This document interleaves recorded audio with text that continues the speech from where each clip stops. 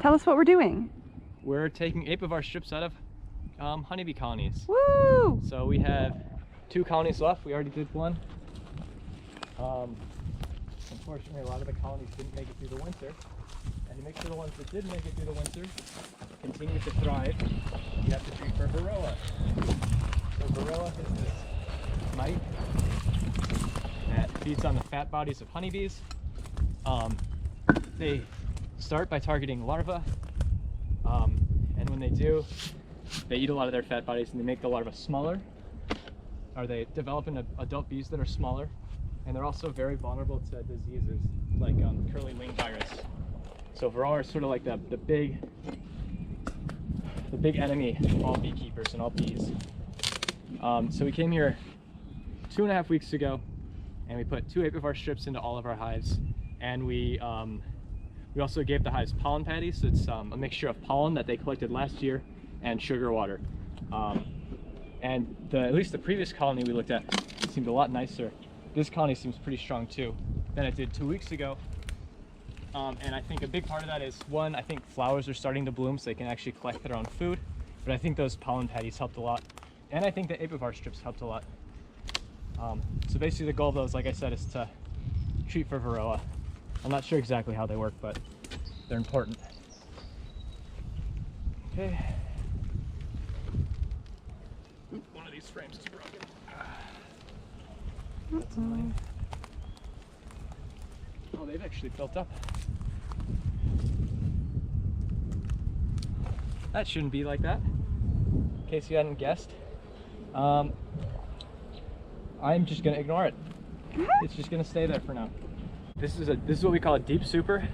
So each of these boxes is a super. The supers are filled with 10 frames. A deep super that's filled with 10 frames of honey can weigh around 80 pounds. And 80 pounds is pretty heavy. It's especially heavy when it's in a weird box that you need to lift up by leaning over. So I might have to have you help me pick this up again. All right, you ready?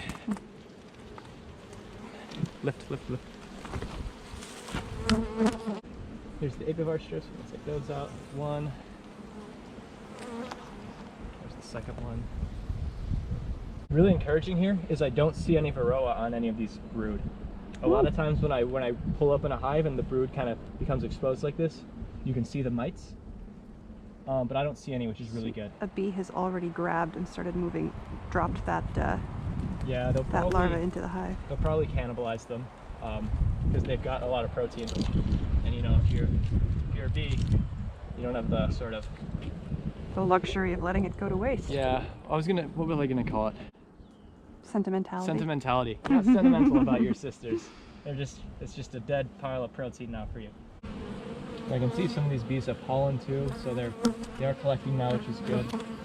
I know we put in a second strip, but I don't see it. I think it fell. Did it fall? Possible. Could it be attached to the top of the... No, because we put it, ooh, I just crushed up a bunch of brood. We put it. But if it's stuck, maybe. It wouldn't be stuck. I can try, I can lift this up and you can tell me if you see anything on the bottom. Okay. Okay, you're gonna have to look because this is gonna be heavy. Yep, there it is. You got it? Take it, please. Okay. Angelle is smarter than I am, everybody. Who would have guessed? We already knew that. We did, okay. Well, this hive is looking incredibly healthy. I'm very happy about that. I didn't really look for pollen patty when you picked it up, but I also didn't really see any. Yeah, I'm gonna say it's probably fine. Odds we look on the video and it's just like right there, huge. I think they ate the whole thing. I think they did too. So I think this shows Look at these ladies. how important feeding your bees is and treating them. I really think though that the reason they're this big is because we fed them that patty though. Yeah. So let's cover this guy back up. Alright, do you need help lifting? Yep. Right there's good. Great. So this is not good beekeeping practice, but I don't feel like dealing with this right now. So I'm just gonna try to slide this back on. There you go. And that actually worked okay. That was perfect. Carl von Frisch, who's like the godfather of honeybees, he like discovered the waggle dance. and he did all of his work in Austria in the 1930s and 1940s. And you read these papers, and he's like, we collected this data in 1945 on like honeybees' waggle dances, and that's when Russia was invading Austria during World War II. And I'm like, how is this guy doing his research while his country's being invaded? And it's kind of what it feels like now with coronavirus. It's not, obviously we're not being invaded by a country, but you know, we're in like a Pandemic. Yeah, pandemic. Crisis. A national crisis, and we're just trying to work as usual, and it's interesting. The work goes on. The work goes on. Yeah, the bees don't stop. This is all, so these are all bees, and these guys here are pupa. And they were built up between these two supers, so each of these boxes is called a super. And the pupa, the bees had built some comb between their sits, so it got ripped off. So right now we're gonna, and we killed those pupa, unfortunately. So right now we're gonna take out these Apivar strips. So here's one, and the other one is right here. Can you spray them with the smoke?